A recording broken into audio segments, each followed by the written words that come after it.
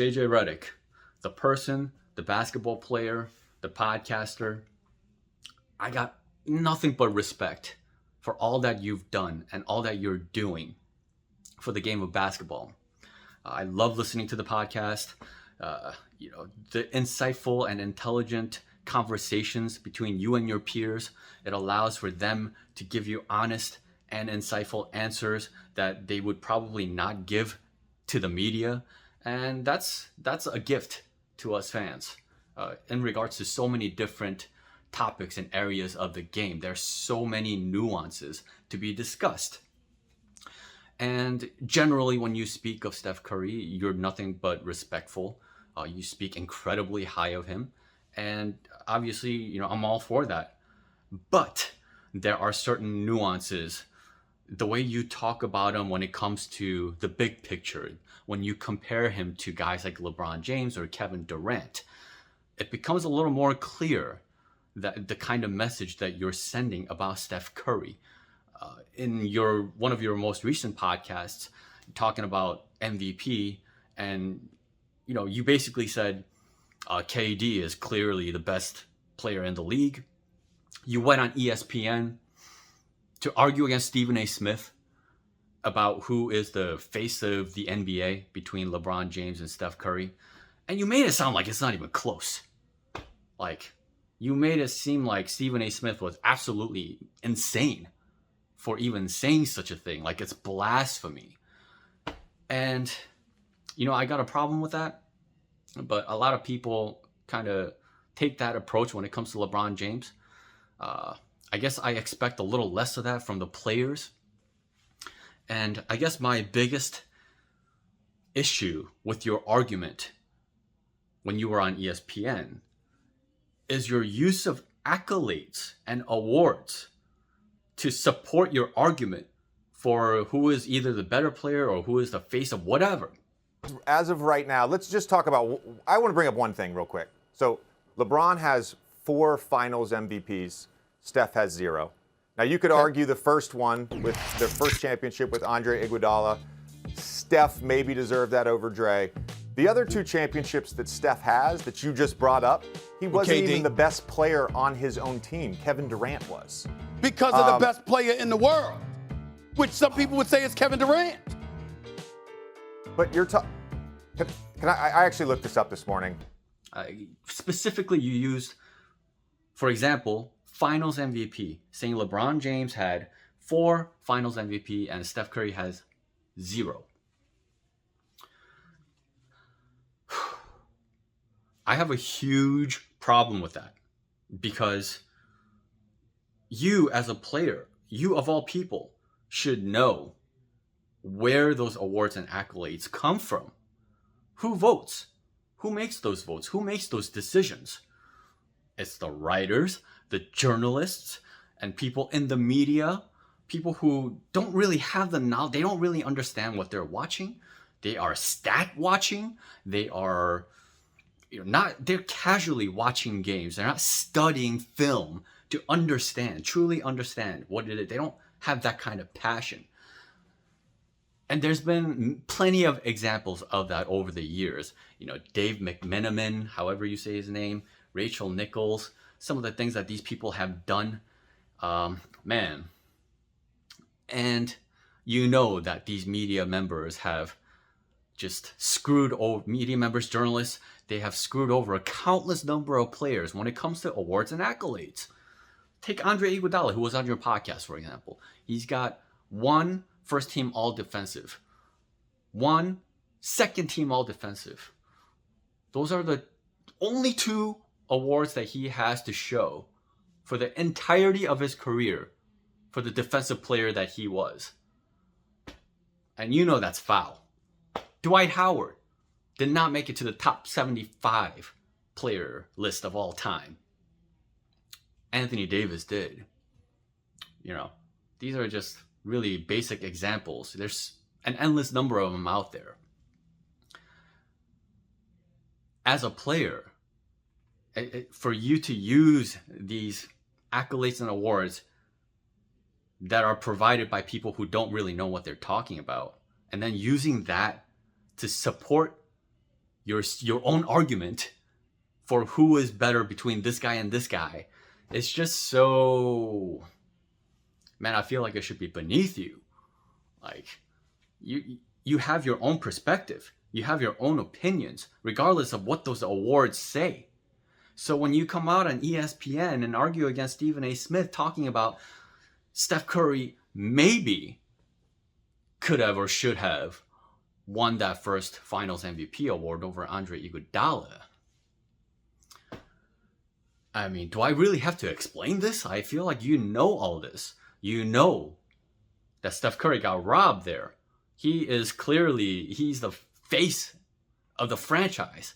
He is the reason they went to the finals. He is the reason Draymond Green and Klay Thompson and guys like Andre Iguodala have forever changed the narratives on their careers, forever cemented their legacies among some of the greatest of all time because they got to play alongside Steph Curry. Steph Curry, pound for pound, is the greatest player of all time. I don't think you can argue that. All the things that he is able to do on the floor, I've had a problem with Stephen A. Smith for a long time because forever he would go on television and talk about Steph Curry is the greatest shooter of all time. Steph Curry is the greatest shooter of all time. That brother can shoot from anywhere. He's the greatest shooter of all time. That's all he ever talked about. And that's a crime to Steph Curry because he's so much more than just a shooter. We all knew he was one of the greatest shooters of all time like 7-8 years ago. Literally. And it's like, if you want to make the argument that longevity matters, and longevity does matter. I don't want to get into that right now. What I want to talk about is the fact that Steph Curry straight up got robbed. Unbelievably so for the Finals MVP. Think about it. There were 11 voters for the award. 4 of them voted for LeBron James to win the Finals MVP award. Even though he lost in 6 games. It didn't even go to 7. 4 votes. That's a third of the votes. The rest of them went to Andre.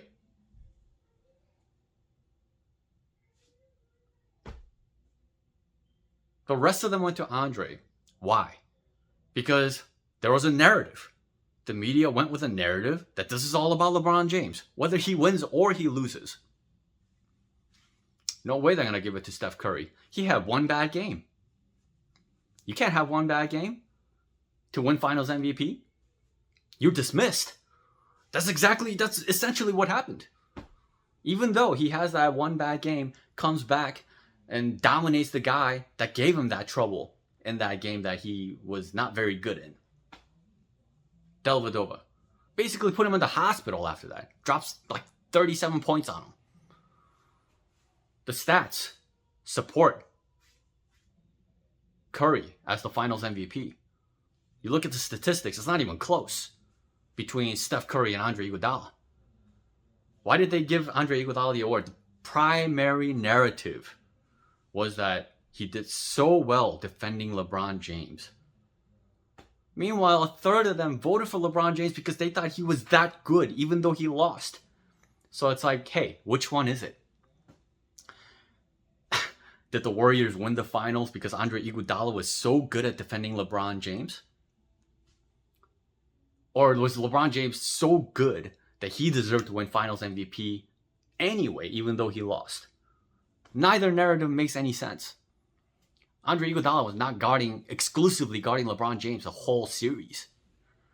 There were many guys taking turns guarding LeBron. Draymond was guarding him. Klay was guarding him. Steph was guarding him. A lot of guys took turns. Andre Iguodala statistically did the best against LeBron for sure. But this is like, man, giving Andre Iguodala the Finals MVP over Steph is kind of like giving Finals MVP to either Pau Gasol or Metta World Peace over Kobe. Like, it's just not supposed to happen. And then people act like nothing really went wrong there. When I saw the results, when they called out Finals MVP and they called Andre Iguodala, my jaw dropped. He's one of the greatest robberies I've ever seen live. And then you're on ESPN talking about maybe he deserved it? Like, I don't understand. Do you really believe that maybe he deserved that? Do you really believe that? And then you use the finals MVP thing, to say, like, oh, LeBron is greater. Like, what?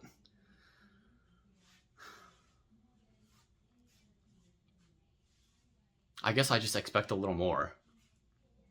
I feel like you are capable of providing much greater analysis than that. If I can barely have a conversation with you about Curry being robbed of the Finals MVP award in the first one, it's going to be pretty challenging to have the other conversation, which is that he should have won the other two as well. Kevin Durant was not the best player in the next two finals that they won. Ask the Cavaliers. Who are they trying to stop throughout the entire series? Who are they doubling and who are they leaving wide open? And he's hard to stop, and he's going to score his points. I just think, the most dangerous guy over the last three finals, and we've talked about, is that Steph Curry. When he's making shots, when he's scoring the basketball, when he's passing the basketball, they're an unbelievable team. So I think, that's the hit of the snake. And, we tried to take him away, and I thought we did a good job in Game 4 of just limiting him to, 13 shots. I just think when he's scoring the basketball and playing free, they're really unstoppable. KD was, so many times this guy was wide open, or he was allowed to play ISO against the likes of J.R. Smith, George Hill, guys that are like a foot shorter than him. ISO. Like 10, 15 feet from the rim. While they continuously put two guys on the head of the snake, the most important guy on the Warriors' schemes, the team. Everything revolves around what Curry does. He's the guy that they have to stop. If you go and stop KD, but you let Curry go off, you're not beating the Warriors. You put a stop to Curry, and you let KD go off, you just might have a chance. You should at least be able to argue that they were equals. Should have been co-finals MVPs. But realistically speaking, it really just should be playoffs MVP. The finals MVP, it's nonsense. Why just one series? What about everything else that led up to that point? KD won finals MVP, therefore he's the better player than Curry? Really? That is the extent of your analysis? You asked me, the face-palming moments that I had with some of the comments that you made. And I know you have the utmost respect for all that Curry has done. But you're not painting a clear picture. A truly clear picture, regardless of what anybody says about who Steph Curry truly is. And when you talk about him in comparison to some of these other guys, it's really clear to me. And that's really frustrating. I just expect more, I guess. Yeah. I feel like, I don't know what the deal is. But that's my beef when it comes to you talking about Steph Curry. I haven't even come close to covering all the nuances of it, but hopefully you understand what I'm talking about after listening to this, if you come this far. Anyway, man, I appreciate your responses on Twitter. I appreciate the interaction, regardless of whatever you thought about it initially. I hope you got something out of my explanation. And I don't know, hopefully it gives you something to think about.